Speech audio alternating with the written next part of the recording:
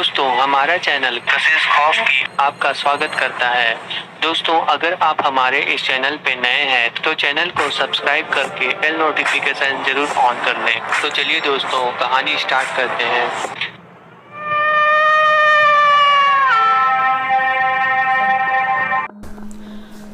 आज की यह कहानी रवि और उसकी वाइफ और रमेश के साथ हुई एक सच्ची घटना पर आधारित है। यह तीनों एक साथ महरौली के एक 2 BHK फ्लैट में रहते थे, जहां शिफ्ट हुए उन्हें सिर्फ 3 महीने हुए थे। तीनों एक साथ एक ही प्रोडक्शन हाउस में काम करते थे, जो कि रवि और रमेश का अपना खुद का बिजनेस था।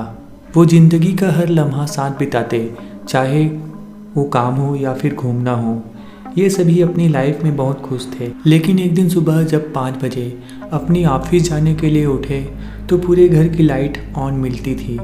फिर एक दूसरे से सवाल का जवाब करने से एक ही नतीजा निकलता था कि उन तीनों में से किसी ने लाइट ऑन नहीं की थी। इस अजीब घटना की शुरुआत आज से 3 महीने पहले हुई थी। उन्होंने यह बात किसी को नहीं बताई। उन्हें डर था कि शायद उनके दोस्त उनका मजाक बनाएंगे।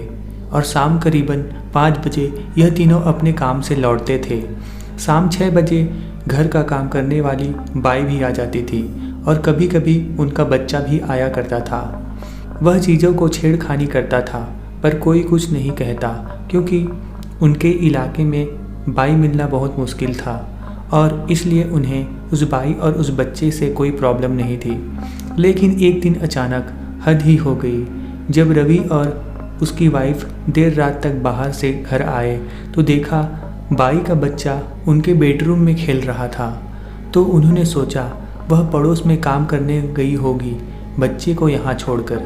पर रवि की वाइफ को इस बात पर बहुत गुस्सा आ रहा था, क्योंकि अपने बच्चे को घर पर लाना तो ठीक था, मगर उसे यहाँ खेलता हुआ छोड़कर किसी दूसरे के घर पर काम करना यह उन्हें बिल्कुल पसंद नहीं आया। दोनों ने 1 घंटा इंतज़ार किया। फिर वह पड़ोस में गई बाई का पता लगाने, और पड़ोस में वर्मा जी की बात सुनकर वह शौक में रह गई। वर्मा जी ने बताया कि काम वाली बाई 2 दिन से काम पर नहीं आई है। फिर दोनों घर गए तो उन्होंने देखा बच्चा पूरे घर में नहीं था। बच्चा आखिर गया तो गया कहाँ? फिर उन्होंने ज़्यादा नहीं सोचा, क्योंकि उन्हें एक पार्टी में जाना था। फिर रात को रमेश लेट नाइट शूट करके आया और उसने देखा पूरे घर की लाइट और बाथरूम की लाइट ऑन पड़ी थी।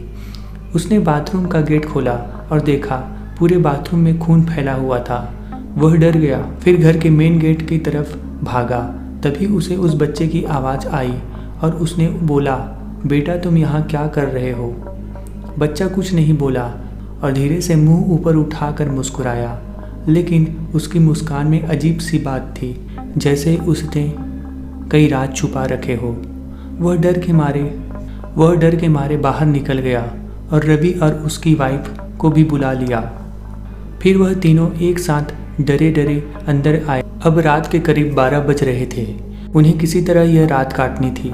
सुबह तक तीनों बहुत ही खौफ में थे, आखिर यहाँ क्या हो रहा है। फिर रवि ने मकान मालिक को कॉल लगाया और सारी बात बताई। तब मकान मालिक ने उसे बताया कुछ साल पहले यहाँ एक परिवार रहा करता था, जिसमें पति पत्नी और एक बच्चा था। कर्ज के बोझ होने के कारण उसने अपने बीवी बच्चों को मारा, फिर खुद मर गया। यह सब जानने के बाद वहाँ रहना तो दूर, वहाँ एक पल गुजारना भी मुश्किल था। फिर जैसे तैसे उन्होंने वह रात गुजारी और अगले दिन जब काम वाली बाई आई तो तीनों ने उससे एक ही सवाल पूछा, तुम्हारा बेटा नहीं आया? फिर वह बाई पहले तो 1 मिनट तक चुप रही और फिर बोली, साहब मेरा तो कोई बेटा है ही नहीं। रवि ने एक बार फिर कहा, क्या सच में तुम्हारा कोई बेटा नहीं है? काम वाली बाई ने कहा, नहीं साहब मेरा कोई बेटा नहीं है।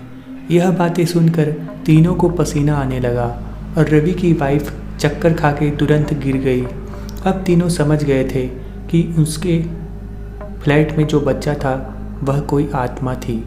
फिर तीनों अगले दिन वह फ्लैट छोड़कर दूसरी जगह चले गए। दोस्तों यह एक सच्ची घटना पर आधारित कहानी थी। यह कहानी आपको पसंद आई तो हमारे चैनल को सब्सक्राइब करें और शेयर ज़रूर करें और बेल नोटिफिकेशन को ऑन करना ना भूलें।